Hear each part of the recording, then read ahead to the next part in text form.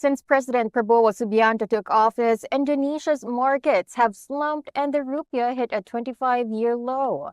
This made investors worried over fiscal discipline, political risks, and capital flight. So what's at stake for businesses watching from abroad? Joining us to explain this is Ashutosh Awasthi from Kadence International. So Ash, how could Indonesia's economic turmoil affect Singaporean businesses operating there? Well, right now it's like navigating choppy waters for businesses in Indonesia and the currency volatility, inflation creeping up, and that's leading to a lot of uncertainty in the business boardrooms. Uh, the Indonesian currency has taken a serious hit, and that's not a positive news for Singaporean businesses as in. So just think about rent, salaries, supplies, they all are going to get more expensive in Indonesia. Inflation and taxes are also biting, and it'll keep getting harder and harder to keep prices competitive for Singaporean businesses and such. And it'll also hit the margins they are earning currently.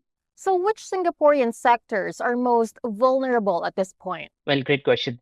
While all the sectors will get affected in some way or the other, I anticipate one sector which is really standing out, and that is retail and consumer goods. This one is going to take the brunt of it.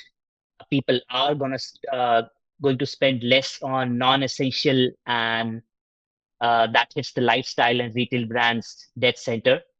The companies may see a foot traffic drop or costs going up, adding in supply chain hiccups and rent inflation, and that's a perfect recipe for squeeze margins.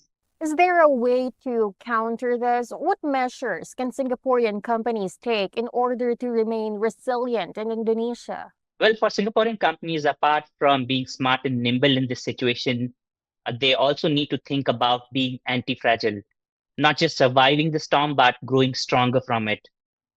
For me, two strategies which can work from them. One is to localize smartly, and if you see the more companies rely upon local supply chains and local resources, the lesser they'll get hit by the external shocks. It's also about reducing dependency on imports and exports, which can be expensive and not so profitable in such a situation. The second strategy is collaborating with local businesses, which gives you an on-ground insights and access to local networks. Plus, local partners can help you navigate regulatory hurdles and mitigate the impact of shifting policies, essentially building an entire fragility for the businesses as such. Thank you so much for your time today, Ash. All right. Thanks for having me. Once again, that was Ashutosh Awasthi, Director of Kadence International Singapore. For more news, visit sbr.com.sg.